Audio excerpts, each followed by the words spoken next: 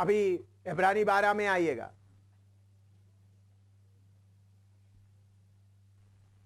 उसका 6 से पढ़िएगा दोबारा।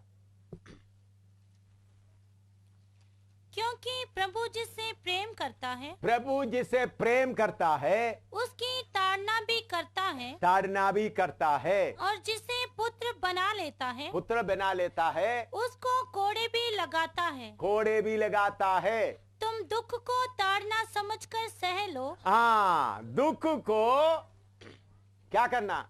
ताड़ना करके सह लो। हम लोग क्या बोलते हैं? शैतान आ गया, प्रभु मुझे बचा लो। नहीं भाई, आपको प्रभु कहां रखा है? इधर देखे, परमेश्वर प्रभु यीशु मसीह के हाथ में रखा है, उसके अलावा पिता के हाथ में रखा है, प्रभु के पंगों के नीचे आपको संभाला है, आपको आपके चारों तरफ प्रभु ने अपना लहू का बाड़ा लगाया हुआ है, स्वर्गदूत भी है। तो आपको जो कुछ होता है, शैतान का हमला नहीं। परमेश्वर के आज्ञा के बिना शैतान आपका एक बाल भी छू नहीं सकता। शैतान पूरा बड़ा शैतान लूसीफर अपना सारे फौजी के साथ आएगा तो भी हमारा एक बाल भी छू नहीं सकता। तो प्रभु फिर आपको क्यों कभी कभी मुसीबत आता है, एक्सीडेंट होता है, पाँव जाते समय पत्थर में ठेस लगाते हैं, पाँव लग जाता है, कहीं सीढ़ी में गिर जाता है, कभी कुछ ना कुछ हमेशा होता है। तो क्या है वो? प्रभु ने डंडा चलाया है। क्या है? प्रभु ने डंडा। तो प्रभु से बना, पापा जी आज मैं सीढ़ी से नीचे गिर गया, पापा जी आज मुझे बाल्टी लेकर पानी में जाते हुए नीचे गिर गया, कमर में दर्द हो गया। पापा जी बात क्या है बताओ? ताड़ना को क्या करना? वो ऐसा पिटाई प्रेम का निशान है। प्रभु जिसको प्यार करता है, शैतान बोलेगा देखो प्रभु ने तुमको मार दिया, हाँ मैं प्यारा बेटा इसलिए मुझे लग गया बोलना। शैतान को क्या बोलना है? शैतान बोलता प्रभु ने तुमको लगा दिया ना, हाँ लगा दिया, तुमको मालूम है मैं प्रभु का प्यारा पुत्र है इसलिए लगा दिया। आप ऐसा बोलते हैं, मगर शैतान बोलेगा इनको सच्चाई मालूम है इसलिए डर के मारे भाग जाएगा। तो प्रभु जिसको प्यार करता है उसको क्या मिलेगा? हम क्या सोचते हैं प्रभु ने मुझसे गुस्सा कर दिया इसलिए मार दिया। नहीं, प्रभु आपको कोई मार नहीं पड़ रहा है। समझना कहीं ना कहीं मैं प्रभु से दूर हो गया है। जो प्रभु के नजदीक में चलता है जरूर मार पड़ेगा। तो मार पड़ना दुख किसका निशान है? प्यार का निशान। लिखो, मार पड़ना या दुख प्यार का निशान है। और जल्दी लिखो।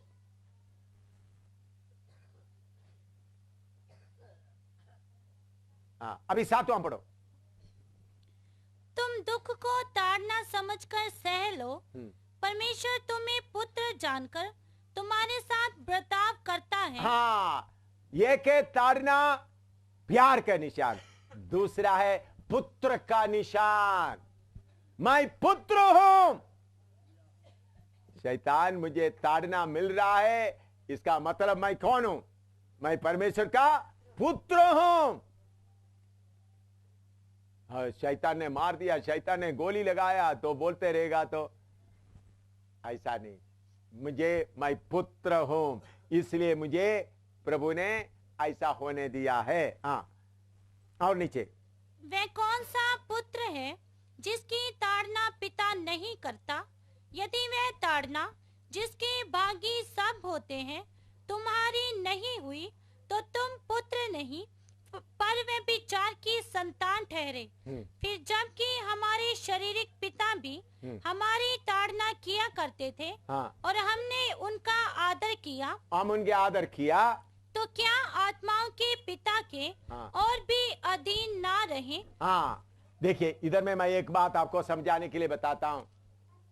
अभी ऐसा जमाना आया है, पैसा का कमी है तो उधार ले लेंगे। कोई आपके खिलाफ कुछ बोलेगा तो अपना सफाई पेश करेंगे। तो ऐसा बात है, कोई बीमारी आएगा तो सीधा अस्पताल में जाएंगे। तो ऐसा मौका आया है, प्रभु आपको ताड़ना देने का कोई मौका नहीं। अभी अस्पताल में दवाई के लिए जाने वाले लोगों के लिए मैं बोलता हूं, अच्छी तरह सुने। आप जब बीमारी आता है, सहने के लिए मुश्किल सा लग रहा है तो जरूर अस्पताल में जाना है। लेकिन अस्पताल में जाने के बाद प्रार्थना करते हुए, प्रभु इस बार का बीमारी में मुझे जितना फसल चाहिए उतना फसल नहीं मिला, अगले बार मुझे फसल दे करके प्रार्थना करना है। तो जब आपको बीमारी आया, अस्पताल में नहीं गया, अपना घर में बैठकर प्रार्थना कर रहा है। प्रार्थना करते समय में प्रभु बताएगा कौन सा गलती है। उदाहरण के तौर पर मैं अपने बारे में बताता हूं। मैं बाइबल क्लास आपको ले रहा है, तो बाइबल क्लास लेने के लिए इधर आने का समय में मेरा कान में बहुत बड़ा दर्द शुरू हो गया। दोपहर को बहुत बड़ा दर्द शुरू हो गया। मैं प्रार्थना कर रहा हूं, दर्द ठीक नहीं हो रहा है, और बाकी लोग आकर प्रार्थना कर रहे हैं, शैतान को ढांढ रहा है, दूर नहीं हो रहा है, दर्द ज्यादा हो रहा है। 6 बजने के लिए थोड़ा सा समय, 6 बजे इधर सफर शुरू है, तब एक सिस्टर आकर बोलते हैं एक छोटा सा इंजेक्शन इधर लगाएंगे तो क्या हो जाएगा, दर्द दूर हो जाएगा, या एक पेन किलर खा लो, या दर्द को हटाने वाला पेन किलर खा लो तो दर्द ठीक हो जाए। मैंने यीशु के नाम से पेन किलर खा लिया, हालेलुया। इधर आकर बड़ा प्रचार करके चले गया। तो क्या हो गया, प्रभु ने मुझे छोटा सा सजा देकर देख लिया, मैं क्या करूं, उसके ऊपर जय पाए।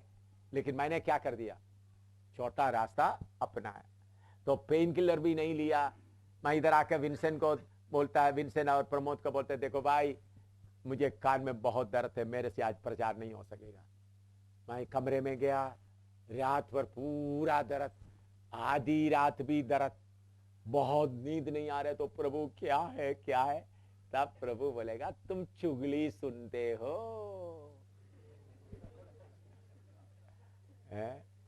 तुम किसी ने आकर कोई चुगली किया तो वो तो सुनते हो, बेटा ये अच्छा नहीं। तो प्रभु से, प्रभु माफ करना, आगे को मैं किसी का चुगली नहीं सुनूंगा। उसी वक्त उद्धार, उसी वक्त चंगाई शुरू होगा। समझ रहा है? तो प्रभु किसी तरह से कुछ तकलीफ लाएगा तो बैठकर प्रभु से पूछना, प्रभु क्यों। तो मैंने पेन किलर खाकर आ गया, आने के बाद उधर जाकर देखा तो उसे बड़ा एक हादसा आ गया। पेन किलर खाकर जैसे जाते वक्त में जी बड़ा प्रचार करके हालेलुया बोल के सीढ़ी उतर के जाते वक्त नीचे गिर गया, हड्डी टूट गई। क्या है, हड्डी टूट गया, टूटा हड्डी से चल रहा है। तो प्रभु क्या बोले, हाँ तो उस वक्त तुमने पेन किलर खाकर प्रचार किया, अभी हड्डी टूट गया, अभी जाकर प्रचार कर। तो सजा बढ़ेंगे।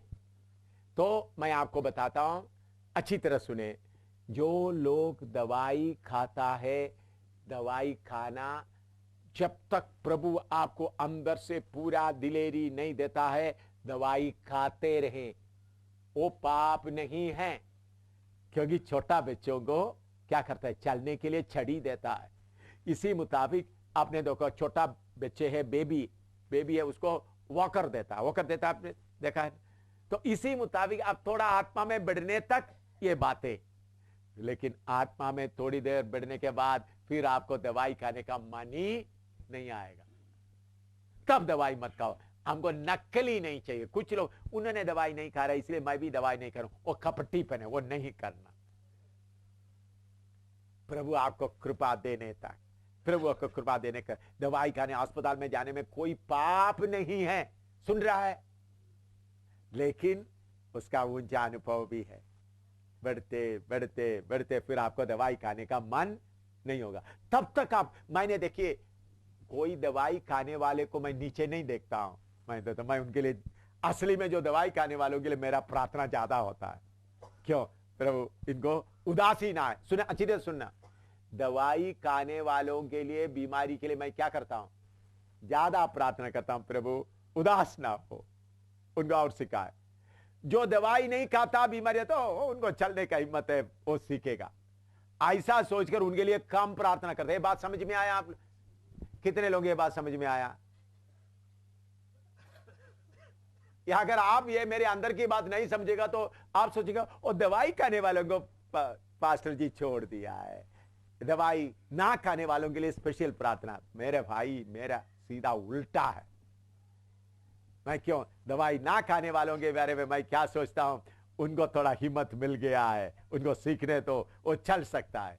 लेकिन जो बच्चे दवाई खाता है, मेरा बच्चा, मेरा भाई बहन बढ़ना है, पर वो गिर ना जाए, पर उदास ना हो जाए, उनके लिए रोकर प्रार्थना। आपको मालूम है, कोई दवाई खरीद आता, मैं दवाई के ऊपर भी प्रार्थना करके देता हूं।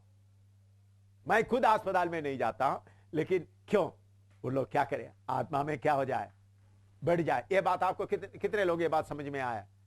ये अगर ये नहीं है तो आत्मिक घमंड आ जाएगा। क्या आ जाएगा? आत्मिक घमंड।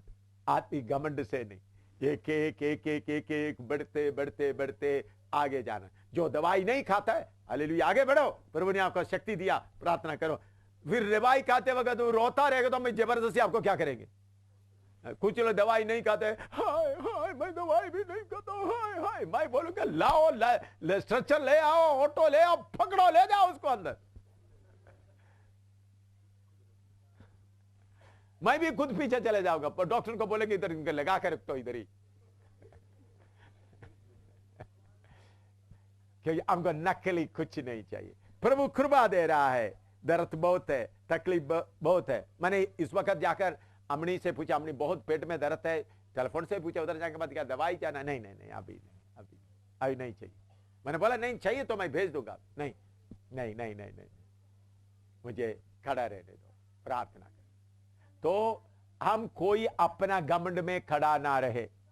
तो दवाई खाने वाला भी बोला, प्रभु आप मुझे मारने के लिए पकड़ा है, दर्द ज्यादा है, इसलिए मैं दवाई खा लिया है, प्रभु कृपा देना, असली टेस्ट, अगला टेस्ट में मैं क्या हो जाऊं?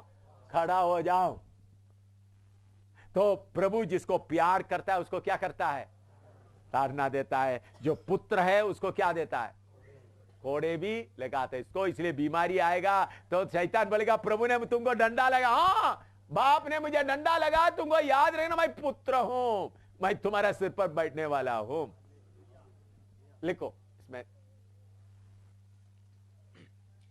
वे तो अपनी अपनी समझ के अनुसार थोड़े दिनों के लिए ताड़ना करते थे, हाँ, पर वे तो हमारे लाभ के लिए करता है। वे तो हमारा लाभ के लिए करता है कि हम भी उसकी पवित्रता के भागी हो जाएं। हालेलुया। प्रभु हमको क्यों ताड़ना देता है? हम भी उसके समान क्या हो जाएं? पवित्र हो जाएं। तो हर ताड़ना, हर दुख, हर परेशानी हमको क्या करने के लिए? पवित्र करने के लिए है। शैतान तुम्हारा कोई काम नहीं। देखिए प्रभु पागल कुत्ता शैतान को इस्तेमाल करता है। आपको मालूम है कैसा? मैं तो एक आदमी आ जाए, दो लोग आ जाना, प्रभु पागल कुत्ता शैतान को कैसा इस्तेमाल करता है। दो आदमी आ जाए, मैं थोड़ा सा बताता हूं ताकि आपको मालूम हो जाए। ये विश्वासी है, ये प्रभु का दास है, ये पागल कुत्ता शैतान कौन है? अच्छी तरह इधर देखना, थोड़ा सा इधर में ऐसा खड़ा हो रहा, बाकी वीडियो में भी अच्छी तरह। आप उस तरह में खड़ा हो जाए, उस तरह में ऐसा खड़ा हो जाए। हाँ, ये एक अच्छा विश्वासी है, ये पागल कुत्ता शैतान। प्रभु इनका बाड़ा हटाकर शैतान को लेके आता है, इतना बांध करके लेके आएगा। देखना अच्छी तरह देखना, बांध कर लेके आएगा, थोड़ा सा क्या करना, अंगुली छूना, बस। कैसा प्रभु करेगा समझ में आया? कितने लोगों को शैतान को लेके आते वक्त इतना बांध करके लेके आएगा, बस जिधर छूना है उधर ही छू सकता है। कितने लोगों को समझ में आया? कितने लोग अच्छी तरह समझ में आया? ये पागल कुत्ता शैतान को खुला जाकर हमला करो, ऐसा नहीं। प्रभु स्वर्गदूतों को पकड़ कर इनको मुंह भी बंद करके आंख भी बंद करके लेके आएगा, इधर ही छोड़। किसको इस्तेमाल करता है प्रभु?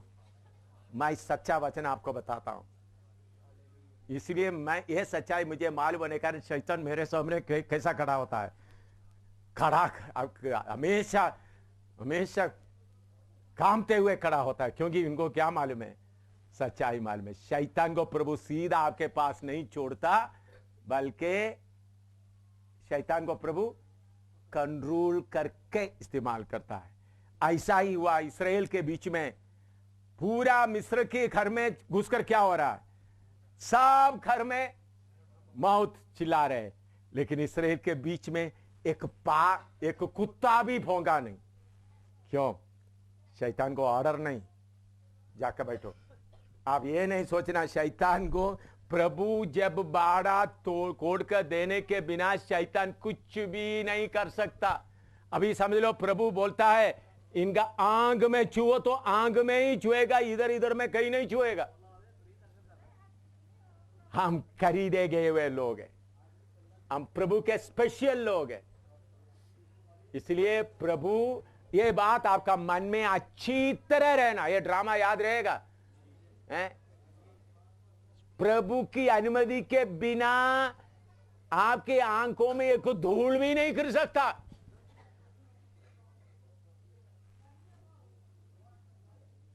आपको मालूम है जब जाम का लड़ाई चल रहा था इधर में 1971 में, तो उस वक्त मैं कैप्टन कोर ऑफ इंजीनियर्स में कैप्टन था। तो इधर में हम आगे बढ़ रहे थे चांप में, पुल के आगे, जो चांप का पुल हमने ही थोड़ा उधर, तो हमारे ऑफिसर में इसके पीछे से पाकिस्तान आए थे। तो मैं एक जीप लेकर के कुछ टैंक, जो मिलिट्री का जो टैंक है, जो दिखाने वाला टैंक, असली टैंक नहीं, ऐसा रूप बनाकर 10-12 गाड़ी लेकर जा रहे थे। मैं खुद जीप चलाकर जा रहा था। तो मैं खुद जीप चलाकर आगे जा रहा था, मेरे पीछे 10-12 खानवाई गाड़ी में था। वो जाकर उधर में ऐसा था, वो भी आपको बताता हूं, अच्छा बात आपको सुनने के लिए।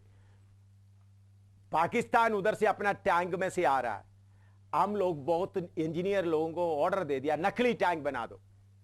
हम लोग बहुत रात वेल्डिंग करके क्या हो जाए, ये स्टील फ्रेम बनाकर तारपालिन वगैरह लगाकर क्या करते, दूर से देखने से कैसा लगेगा, हवाई जगह से देखने से कैसा लगेगा, टैंक है, उसका गन वगैरह बनाया हमने। रात में पूरा गन बनाया, तो वो एक जगह में लगा, तो चाहे पाकिस्तान को उधर से देखते हुए मालूम हो जाए इधर से टैंक है। हम असली में हमला किधर से कर रहा है? दूसरा जगह से कर रहा है। तो इसलिए ऐसा शैतान पाकिस्तान को धोखा देने के लिए क्या कर दिया, बहुत टैंक बनाया। तो मैंने बोला, तो कौन, मैंने बोला मैं पहले जीप ले जाता हूं। मेरे पीछे 10-12 गाड़ी था। इसके पीछे मेरे पीछे कैप्टन डिंगरा था। वो डर के मारे उनको जीप चलाना नहीं आता था। मैं तो ओपन जीप में खुशी से चला रहा था। और लड़ाई के समय में हम जीप कवर करके नहीं जाता, जीप का ऊपर का भी पूरा लेकर के ऐसा चलाता। मैं खुशी से, मैं अकेला चल के जा रहा था। तो दूसरा मेरे पीछे दूसरा, उसके बाद मैं 10-12 गाड़ी लेके गया, कम से कम 20-22 टैंक लेकर लगा दिया। असली टैंक नहीं, नकली टैंक गाड़ी में लोड करके लेकर रख करके आ गया, रख करके। तो मेरे पीछे कैप्टन डिग्गिरा आ गया। वो डर के मारे गाड़ी चलाने के लिए उनको हिम्मत नहीं, तो उनके साथ एक ड्राइवर था। तो ड्राइवर है, तो पाकिस्तान क्या कर दिया, उनको छाती में गोली लगाया, उधर ही गिर पड़ा। तो मालूम हो गया कैप्टन डिग्गिरा को मार दिया, गिर पड़ा। तो उनको बॉडी लेने के लिए कौन जाएगा? मैंने बोला, प्रभु ने बोला तुम जाओ। मैं आराम से आके, मुझे मालूम हो गया मुझे कुछ भी नहीं होगा। मैं जाके देखा तो बेचारे उधर मरा पड़ा हुआ है, उनका बॉडी लेकर के आ गया। उसके बाद ये माकनूर के आगे मिसामारी नहीं, आगे खोर, आगे फलानवाला के इस तरफ में, उधर में बहुत हमला हो रहा है।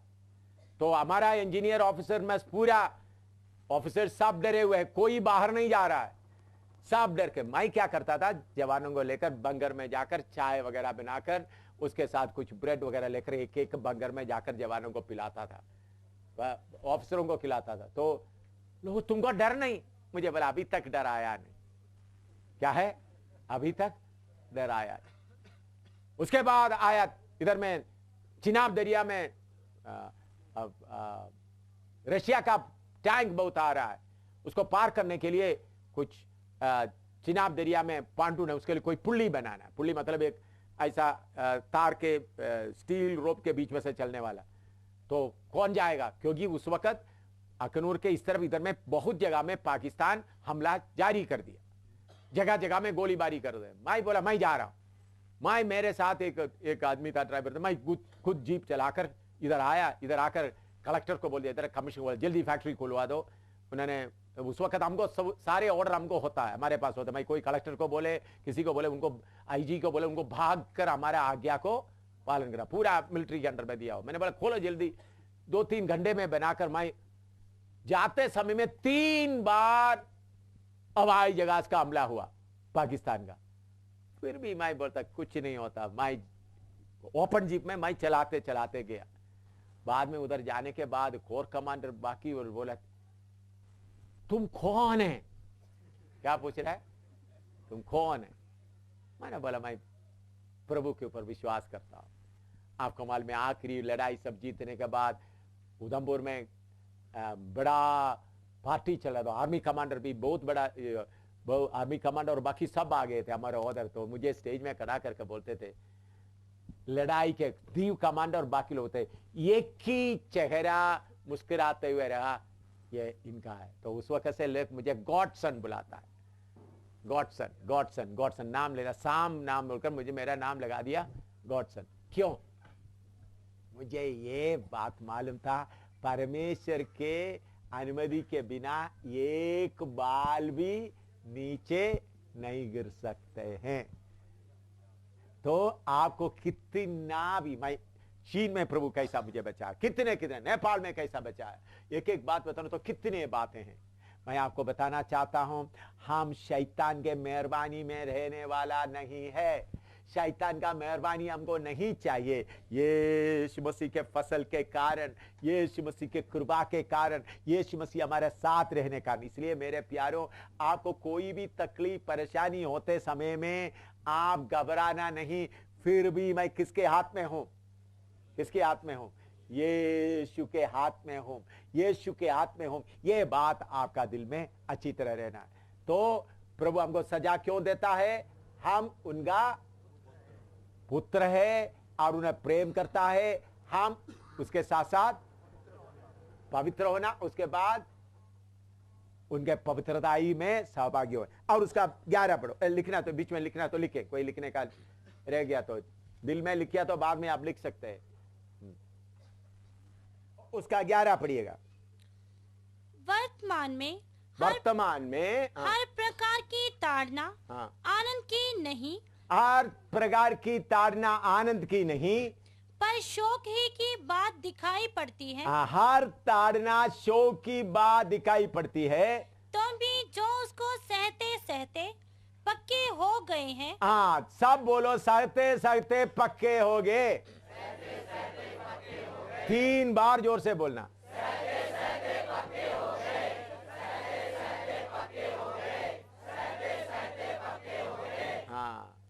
भाई पक्का होना तो क्या करना पड़ेगा, सहना। सहते सहते पक्के हो गए। सहते सहते पक्के हो गए। बोलो। बाद में उनमें चैन के साथ धर्म का प्रतिफल मिलता है। हालेलुया। सहते सहते पक्के हो गया तो उनको मालूम है ये तकलीफ कोई आशीष लेकर आया है। मैं आपको बताता हूं, मेरे जीवन में एक्सीडेंट हुआ, लोगों ने पिटाई किया, बहुत कुछ हुआ, लेकिन हर तकलीफ कुछ ना कुछ अच्छी बातें लेके आए। कुछ बात क्या है, मेरा कुत्ते के स्वभाव ले गया। कभी कभी मेरे अंदर कुत्ते के स्वभाव, शायद आप लोगों के अंदर कोई कुत्ते के स्वभाव नहीं है, तो मेरे अंदर कुत्ते का स्वभाव बहुत था। कुत्ते क्या है, उल्टी किया चीज को दोबारा गाते, मैं प्रभु के सामने समर्पण कर, प्रभु मैं नहीं करूंगा, बाद में फिर कुत्ते की तरह दोबारा करेंगे। तो फिर मैंने अपने आप को बोलने शुरू किया, कुत्ता कुत्ता सामुएल, कुत्ता सामुएल, कुत्ता है। शीशा में देखकर मैं क्या बोलता है, कुत्ता सामुएल, मिस्टर कुत्ते। मैं कितने बार मैं अपने आप को शीशे में देखकर मैं बोलता है मिस्टर कुत्ते। जो गलती मैं प्रभु के सामने करने के बाद फिर दोबारा हो गया तो मैं अपने आप का महा बड़ा मुस्कुराने वाला मिस्टर कुत्ता। कितने बार मैं अपने आप को बोला मिस्टर कुत्ता। ऐसा बोलते बोलते बोलते तकलीफ बाद एक बार प्रभु ने मेरे अंदर से कुत्ते को निकाल कर ले गए। अभी कुत्ता नहीं हूं मैं, ठीक है। अभी आप लोग मुझे कुत्ते बुलाएगा तो भी मुझे अच्छा लगेगा, लेकिन पहले मैं कुत्ता था। गलती किया हुआ गलती बार बार समर्पण करते, अभी नहीं कहूंगा, अभी नहीं करूंगा, अभी नहीं बोलूंगा, फिर बोलते कुत्ते की तरह फिर करता है, तो फिर बोलता है मैं क्या बोलता था, मिस्टर कुत्ते। तो बीमारी तकलीफ आकर मेरा कुत्ते को क्या कर दिया, मेरे अंदर से निकाल कर ले गया। तो इसलिए मैं बोलता हूं सारा तकलीफ, सारा परेशानी, एक्सीडेंट, कार एक्सीडेंट। देखो मैं एक बार केरला में एक्सीडेंट हुआ, उस खून इस बाइबल में भी है, केरला में भी है। इधर में कितना जीप 10-15 बार पलटी कर दिया पहाड़ के ऊपर। तो सब चीजें क्या लेके आया आशीष, कुछ चीजें क्या कर दिया, मेरा मानसिक का स्वभाव का खींच कर कुत्ता लेकर खाकर चले गया। कोई प्रभु ने लोमड़ी को भेज दिया, वो कुछ चीजा खाकर चले गया, लेकर चले गया, तो मुझे अच्छा हो गया। कोई मेरा स्वभाव लेके गया, एक एक मनुष्य का स्वभाव लेके गया। ऐसा प्रभु ने मुझे तोड़ फोड़ करके, इसका मतलब मैं पूरा पवित्र हुआ नहीं, होते जा रहा हूं। तो सारा तकलीफ भूखा रहा, पर नहीं रहा, सब आशीष लेकर आया।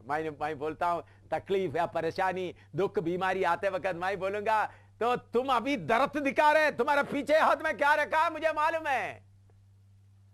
बीमारी के सामने क्या है, दर्द, पीछे सोना भी रखा है। हालेलुया।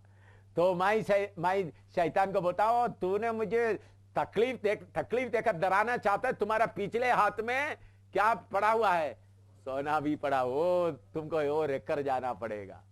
इसलिए मेरे प्यारों, मैं परमेश्वर के वचन के अनुसार आपको बोलता हूं, जो सहते सहते पक्के हो जाता है, चैन के साथ धर्म का वो मुकुट मिलेगा। इसलिए मेरे प्यारों, सहने में थक ना जाए, सहते सहते क्या हो जाए, पक्के हो जाए। लिखो 2 कोरिन्थी 1:4 से 9 तक। 2 कोरिन्थी 1:4 से 9 तक। वह हमारे सब क्लेशों में शांति देता है, ताकि हम उस शांति के कारण जो परमेश्वर हमें देता है उन्हें भी शांति दे सके जो किसी प्रकार के क्लेश में हो। क्योंकि जैसे मसीह के दुखों में हम अधिक सहभागी होते हैं, वैसे ही हम शांति में भी मसीह के द्वारा अधिक सहभागी होते हैं। यदि हम क्लेश पाते हैं तो ये तुम्हारी शांति और उद्धार के लिए है। हाँ, यदि हम क्लेश पाते हैं तुम्हारा शांति और उद्धार के लिए है। हाँ, और यदि शांति पाते हैं तो ये तुम्हारी शांति के लिए है, जिसके प्रभाव से तुम धीरज के साथ उन क्लेशों को सह लेते हो, उन क्लेशों को सह लेते हो जिन्हें हम भी सहते हैं। हाँ, हमारी आशा तुम्हारे विषय में दृढ़ है, क्योंकि हम जानते हैं कि तुम जैसे हमारे दुखों में वैसे ही शांति में भी सहभागी हो। आगे आगे पढ़ो। हे भाइयों, हम नहीं चाहते कि तुम हमारे उस क्लेश से अनजान रहो जो आसिया में हम पर पड़ा। हम ऐसे भारी बोझ से दब गए थे जो हमारी सामर्थ्य से बाहर था, यहाँ तक कि हम जीवन से भी हाथ धो बैठे थे। जीवन से भी हाथ धो बैठे थे, वरन हमने अपने मन में समझ लिया था हाँ, कि हम पर मृत्यु की आज्ञा हो चुकी है, ताकि हम अपना भरोसा ना रखें, हम अपना भरोसा ना रखें, वरन परमेश्वर का जो मरे हुओं को जिलाता है। हाँ, देखिए बहुत बार आपको बीमारी या कष्ट या परेशानी आएगा दूसरों को तसल्ली देने के लिए।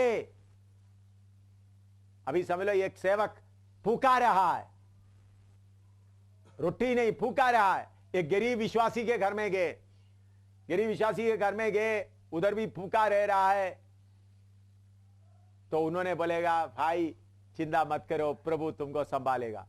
लेकिन जिस पास्टर ने फूका हालत नहीं अनुभव किया, गरीब विश्वासी के घर में गया, उधर में नौकरी नहीं, उन लोग पूरा फूका रहते, उन्हें बोलेगा तुम दशवां हिस्सा दे दिया था, क्या बोलेगा? तुम 10वां हिस्सा दिया। तो पास्टर अंडा मछली खाकर पेट भरा हुआ है, वो बोलेगा मेरा प्रभु कभी भूखा होने नहीं देता, तुम तो 10वां हिस्सा नहीं दिया, पैसा नहीं दिया, इसलिए तुमको, इसलिए आज समर्पण करो।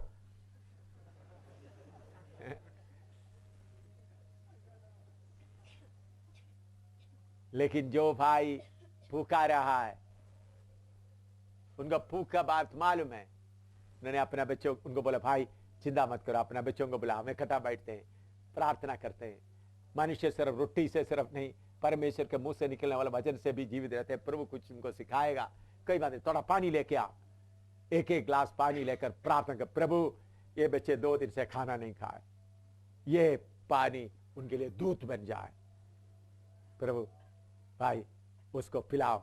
बच्चे लोग, उस वक्त आपके पास में 5 रुपया 10 रुपया या 50 रुपया, तो चुप कर उसको निकाल के देखो, जाकर आटा खरीद लेना। और कौन पार्सल करेगा? जो भूख के रास्ते में चला।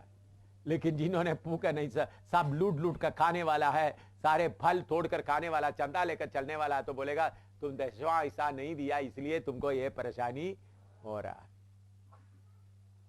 मेरे प्यारो, हम हर एक आदमी कष्ट इसलिए पाते हैं, दूसरों के लिए तसल्ली देने वाला बने, दूसरों को चलाने वाला बने। बीमारी के रास्ते में गए तो बोलेगा भाई मैं भी ये बीमारी के रास्ते में गया, प्रभु मेरे साथ रहा, मुझे मदद किया, तुमको भी मदद करेगा। निंदा के रास्ते में गया, बदनामी के रास्ते में गया, लोगों को बुरा बोलने के रास्ते में गया, तो एक सेवक हर किस्म का तकलीफ को क्या करना है? सामना करना है। तो इसलिए कष्ट दूसरा तरीके से भी आता है, प्रचार। कौन सा प्रचार? अनुभव का प्रचार। बाइबल के प्रचार के अलावा कष्ट एक प्रचार भी है। दूसरों को क्या करते हैं आप? प्रचार करके सोचते भाई इस कष्ट के बीच में से तुम जाओ, इस कष्ट में से जाएगा तो तुम्हारा मनुष्य स्वभाव हट जाएगा, ईश्वरीय स्वभाव मिल जाएगा। ऐसा एक एक बात उनको समझा सकते हैं। इसलिए कष्ट में जाने से आपको क्या क्या कर सकता है? दूसरों को आप तसल्ली दे सकता है। लिखो, पौलुस बोलते हैं हम अपने ऊपर भरोसा ना रखें। कभी कष्ट क्या होगा? बहुत कठिन होगा। हम अपने ऊपर भरोसा ना रखें। अभी एक वचन और, कोलोसी 1:24, कोलोसी 1:24, कोलोसियंस 1:24, कोलोसियंस 1:24, कोलोसी 1:24।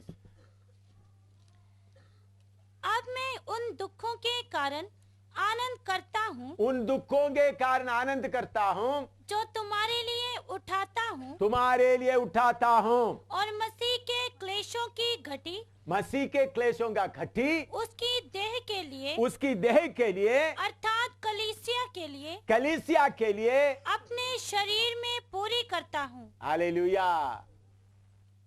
पौलुस बोलता है मैं आपके लिए दुख उठा रहा हूं, इसलिए मैं खुश होता हूं। क्यों? यीशु मसीह की कलीसिया के लिए मसीह के कष्ट में जो बाकी है वो मैं पूरा करता हूं। यीशु मसीह हमारा पापों के लिए पूरा कष्ट उठाया, वो मुझे लेने का जरूरत नहीं।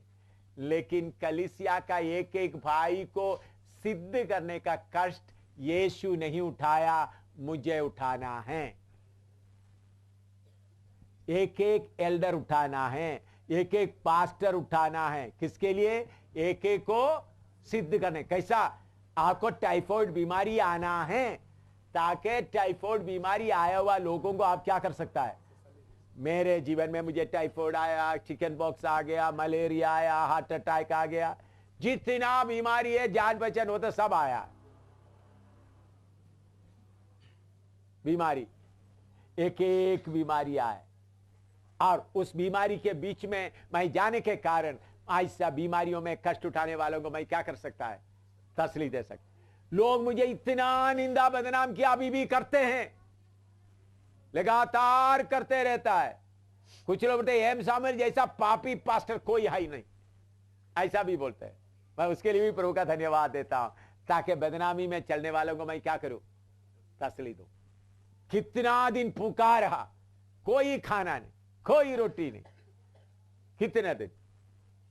तो भूखा रहने वालों को भी मैं क्या सकता हूं? तसल्ली दे सकता हूं। इसलिए कष्ट एक वरदान है। फिलिपी इतना लिखो, हाँ, एक वचन पढ़कर समाप्त करेंगे।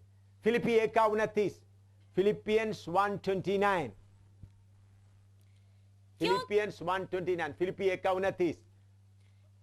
क्योंकि मसीह के कारण तुम पर यह अनुग्रह हुआ, तुम पर यह अनुग्रह हुआ कि ना केवल उस पर विश्वास करो, हाँ, पर उसके लिए दुख भी उठाओ। हाँ, अंग्रेजी में gift, you have received this gift. वरदान बहुत है, 9 वरदान है आत्मा का वरदान। दूसरा ये 10वां वरदान है कष्ट उठाने का वरदान। क्या है? कष्ट उठाने का। प्रभु की कृपा से ये आत्मा का 9 वरदान अनुभव करने के लिए प्रभु ने कृपा दिया। अभी भी प्रभु का वो 9 वरदान मैं अनुभव करता हूं। प्रभु की कृपा से वो 9 के 9 वरदान प्रभु ने मुझे दिया है। मैं उसको समय पर इस्तेमाल करता हूं, एक भी कम नहीं। उसे बढ़कर 10वां वरदान है कौन सा? कष्ट उठाने। ओ मैं ज्यादा पसंद करता हूं।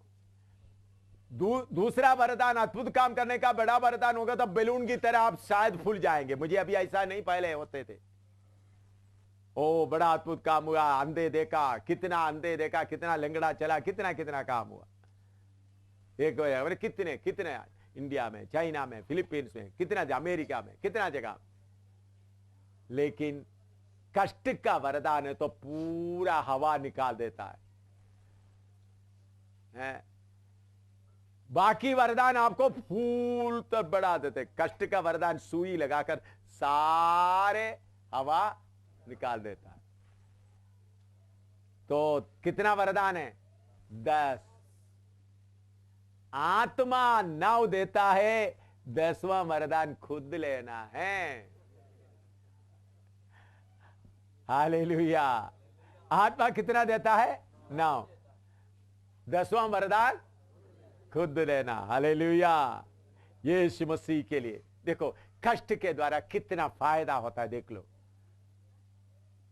बाकी ये अमेरिका वगैरह में ये प्रचार करना मुझे अभी टाइम नहीं है। वो लोग बहुत बुला रहा है, लेकिन मुझे वीसा वगैरह है मेरे पास जाने के लिए, लेकिन मुझे टाइम नहीं है। मैंने तो जितना करना है तो ये टेप जाकर जगह जगह में फिर बोले। मैं आपको बोलता हूं कष्ट के जैसा आशीष और कुछ नहीं है। सियोन में जाने वाले को क्या चाहिए? कष्ट का तंग मार्ग में चले, कष्ट का मार्ग में चले तो प्रभु साथ रहता है। हर कष्ट देखिए, मैं कितना दिन भूखा रहा, रोया। उस समय रोया नहीं, बच्चे रोए, आत्मा में आनंद करते थे। हालेलुया। उधमपुर में फिनी खाना नहीं तो तीसरा दिन बेहोश हो गए थे रात को। तो मैं सिर पे हाथ रखा, प्रभु कल इनको भूखा मर रहे हुए हालत में दफन करने के लिए मौका मिल गया तो मैं आपको बहुत धन्यवाद दूंगा। मुझे जम्मू कश्मीर से आत्माएं चाहिए। उस वक्त भी रोया नहीं। पवित्र आत्मा आपके साथ रहेगा तो, पवित्र आत्मा का नदी में आप रहेगा तो आपको कष्ट सहने का पूरा बल मिलेगा, क्योंकि पवित्र आत्मा, सहायक आत्मा आपके साथ साथ है। पेट में दर्द बढ़ रहा है, पवित्र आत्मा साथ रहकर बोलेगा कोई बात नहीं, कोई बात नहीं। तभी आपका चेहरा मुस्कुराएगा, तब आप डरा हुआ हालत में दिखाई नहीं देगा। हर समय चाहे कितना भी परेशानी हो, कितना भी मुसीबत हो, मरने का हालत, मैं कितने बार मौत तक चले गए, एक बार नहीं, 2 बार नहीं, कितने बार मौत तक चले गए। हालेलुया। मेरे प्यारो, कष्ट का मार्ग है सियोन का मार्ग। ये अपने आप हम उठाना है। हमारा पिता गरीब होने के कारण नहीं, हालेलुया, हमारे बाप के पास है सारा। हम सारे पृथ्वी के ऊपर राज्य करने वाले, 1000 साल इसी पृथ्वी में राज्य करेंगे, नया पृथ्वी में युगानुयुग तक। 1000 साल मैं इसी पृथ्वी में प्रभु की, मेरा पिता भेजेगा तो जम्मू में भी आऊंगा। उस वक्त जम्मू वगैरह होंगे, लेकिन जम्मू में हुकूमत करने वाला और होंगे, तो मुझे देखते ही सब लाइन में खड़ा हो जाएंगे, मैं कुछ बोलने का जरूरत नहीं। हालेलुया। मुझे उधर जम्मू का चीफ मिनिस्टर के दफ्तर में आने के लिए कोई प्लेन वगैरह जरूरत नहीं, मैं सीधा आकर 1 मिनट के अंदर यरूशलेम में मैं आएगा, 1 सेकंड के अंदर किधर आकर खड़े हो जाएंगे जम्मू चीफ मिनिस्टर के, बोलेंगे ठीक तरह से हुकूमत कर देना। Hallelujah, hallelujah. आपको ये उम्मीद नहीं है? प्रार्थना करो, हमारे जैसा आशीष पाया हुआ कौन है, उसके लिए अभी क्या करे, उनके साथ सहेगा तो उनके साथ राज्य भी करेंगे। हालेलुया। तो कष्ट हमारा आशीष का है, हम देख डरने का नहीं है, परेशान होने का नहीं है, भागने का नहीं है। बीमारी हो, धन्यवाद हो, हालेलुया। पैसा नहीं है, धन्यवाद हो। लोग मार रहा है, धन्यवाद हो। लोग बुरा बोल रहा है, धन्यवाद हो। जेब खाली हो गया, धन्यवाद हो। मैं पुत्र हूं, मैं पुत्र हूं, मैं हकदार हूं। Hallelujah, hallelujah, hallelujah, hallelujah, hallelujah, hallelujah, hallelujah, hallelujah. ओरिदन गोजादर अडुबटिलिंदार शोकरदने हट्टुला बारदन दिला बालदन दिलियामा पोली दिनी का जादरा दुन दरे दिले नि कतलाना बरदन दिले नारा कतना तुरा बालबा पाल कुजदन गदरा कुडे दिन गदरा किनी दरा जिले दिन कदरा जुला मने दिलारिया ये नी कोशंदला रटने करे दिले ने बा जोली बादन गुजन कदार गुदने कदार दने कदिले दना बलदुन कदरे चला जना दराया बारदूली गदरा दुन गजना दुरे मनदरा रदली दना बरबा गदना दलदरे दारदबा ईलवार दन गजदा कुरा गदने दरा कुड़ी दलमा पाड़ी का जदगडो मच्छुड़ा तो दगदला का जुड़ा कदरा दुलकनि कदला तुला मिली तला दरेरिया वल्लवे वरुंदिली आलुये मलोया कुले दले लोड़ी आज गुदले गजा दने गदले कदारे बाल दुने गजा दे तेरे दिले तो के ने परप को जनक दोरो कोटी गने का जाद दने का दुरा पिने का तेरा तुला जन तेरे दिल दरमा पत्तना कुदक निक जंबर कुदक री तले दिन का जा तेरे का दिले का ना बात ने का दिले। 178 गीत गाएंगे हे अथो लोग, उसमें से सब गाने का जरूरत नहीं। 178 178।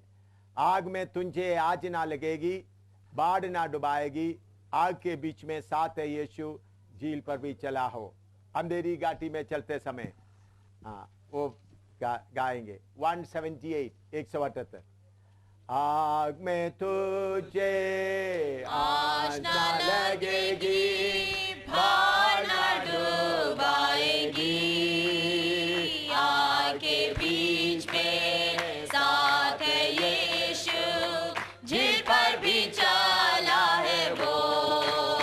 आग में तुझे आज ना लगेगी, बाढ़ ना डुबाएगी, आग के बीच में साथ है यीशु, झील पर भी चला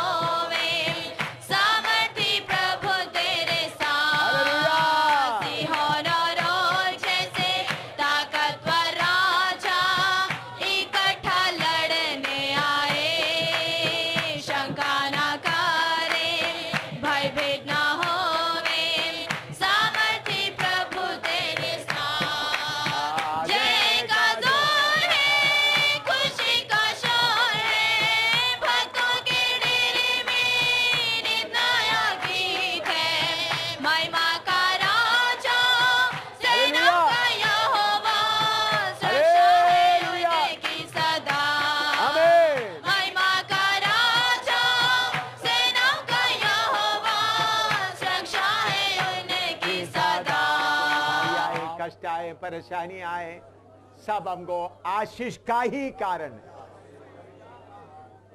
नंगापन आए, खाना नहीं, भूखा रहना पड़े, सब आशीष का।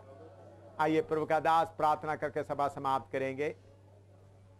हालेलुया।